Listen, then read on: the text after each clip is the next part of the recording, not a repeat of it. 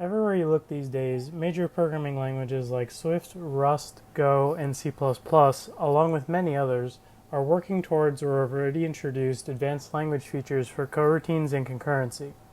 These features, in addition to ordinary function calls and exceptions, provide the programmer with control over the flow of execution across function boundaries in the program. Because functions are recursive, and each function activation produces a new set of private values, some sort of strategy for saving these values is needed during a control transfer. Instead of having specialized constructs in a compiler IR for each surface language control flow mechanism, these mechanisms can all be expressed explicitly in an IR using continuations. In short, a continuation is a representation of a suspended thread of control.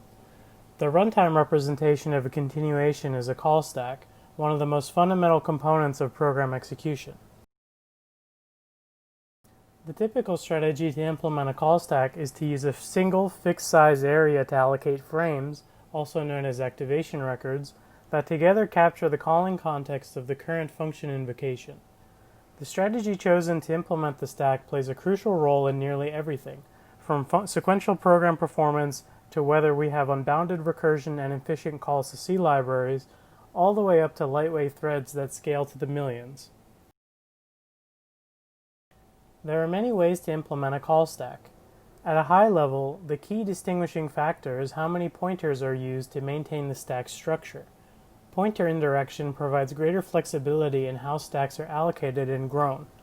All of these strategies have various subtle trade-offs due to their implementation, because the stack interacts with nearly everything your program touches.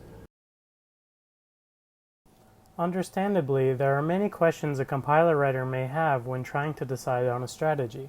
There is also plenty of folklore. Concerns about the chosen strategy are shared by programmers too, because aspects such as deep recursion, foreign function calls, and the efficiency of threading influence the kinds of programs they can write with your compiler. It is difficult to rely on the existing literature to help answer these questions. Much of the prior evaluations of performance trade-offs are based on either cross-language and cross-compiler comparisons, simulations and theoretical analysis, or direct measurements performed nearly 30 years ago. Without recent, well-normalized measurements, along with a holistic overview of their implementation specifics, the path of least resistance when choosing a strategy is to trust the folklore. The goal of this work is to help set the record straight. We conducted an apples-to-apples empirical evaluation of 6 different strategies for implementing a call stack. We used the same source language, compiler pipeline, LLVM backend, and runtime system for the evaluation, with the only differences being those required by each strategy. The language is a parallel variant of ML, and we evaluate sequential performance and concurrent ML-style message passing. To implement advanced control flow features, we use a restricted but sufficiently expressive form of continuations that are more efficient for stack-based strategies than fully first-class continuations. Okay, so let's talk about the 6 strategies. For each strategy we will discuss, on the left we have feature support that is classified into 3 broad categories to help give a sense of the qualitative trade-offs. For example, compiler complexity refers to the feature of how difficult the strategy is to implement and maintain within a compiler. Later on, we will quantify their performance. Okay, so the first one is the contiguous stack, which is the typical stack discussed earlier that always allocates frames adjacent to each other. We also use a watermarking technique to optimize garbage collection for this and all stacks we evaluated. The contiguous approach has the lowest possible overhead for each function call in terms of number of instructions per call, because it does not explicitly check for stack overflow, relying on a page fault instead.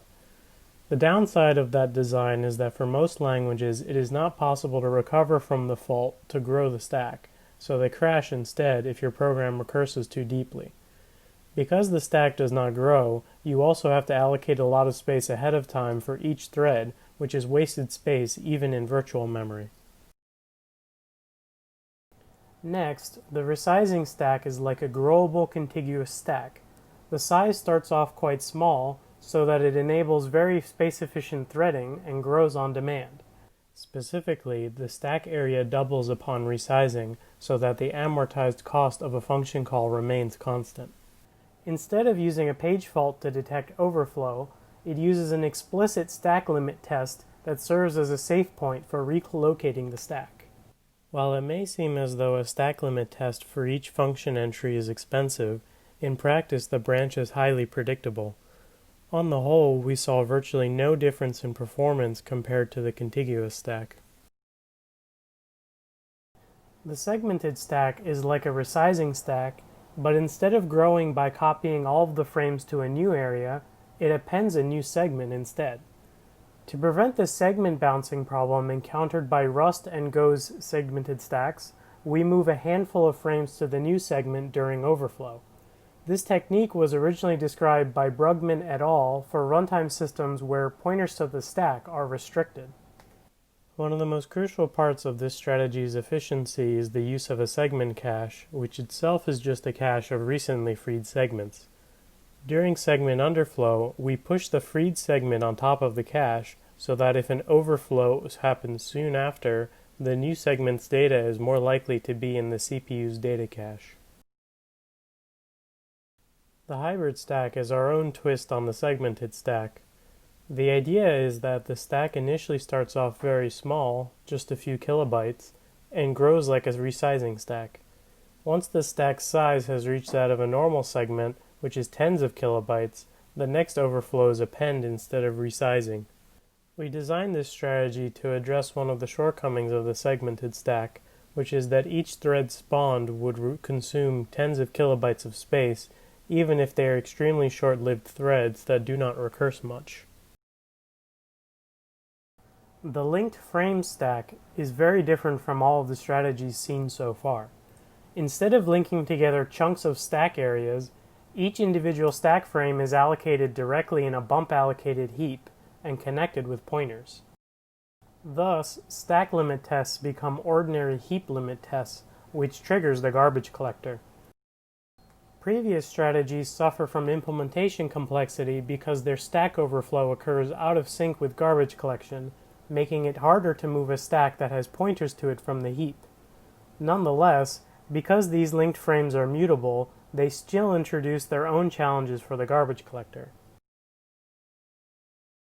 The last strategy is the closure-based stack, which allocates immutable continuation closures in the heap.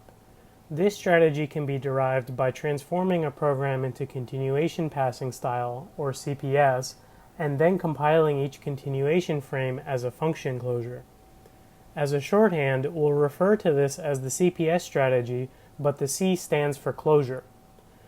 The complexity of this strategy is quite low for functional language compilers, which typically feature fast heap allocation and garbage collection, since they already need to support heap-allocated function closures. The key feature of the CPS strategy is its immutable stacks, which support more expressive first-class continuations with no additional effort, and more practically, the immutability prevents a race condition when switching stacks in a thread scheduler.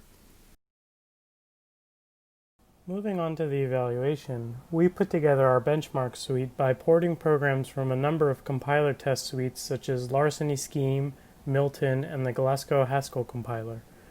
Benchmarks that fall in the group of recursive micro-benchmarks, which are those that do little else but make non-tail calls, were separated from the pack of general mixed benchmarks.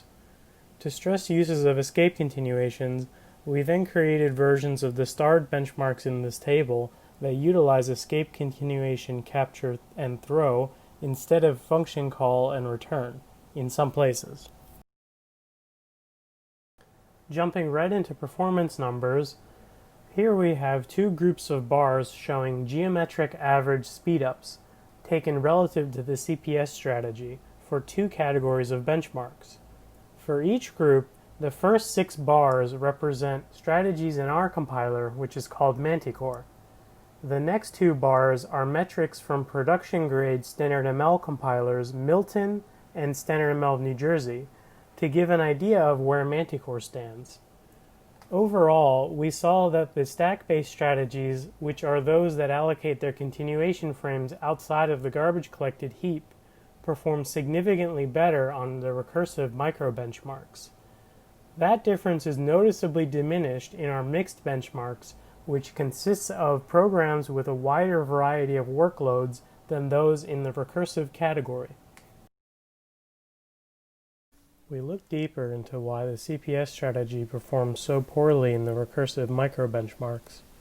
One of the myths about the CPS strategy is that it has a high cache read miss rate. It is easy to believe because the CPS strategy uses heap allocation and its closures are immutable.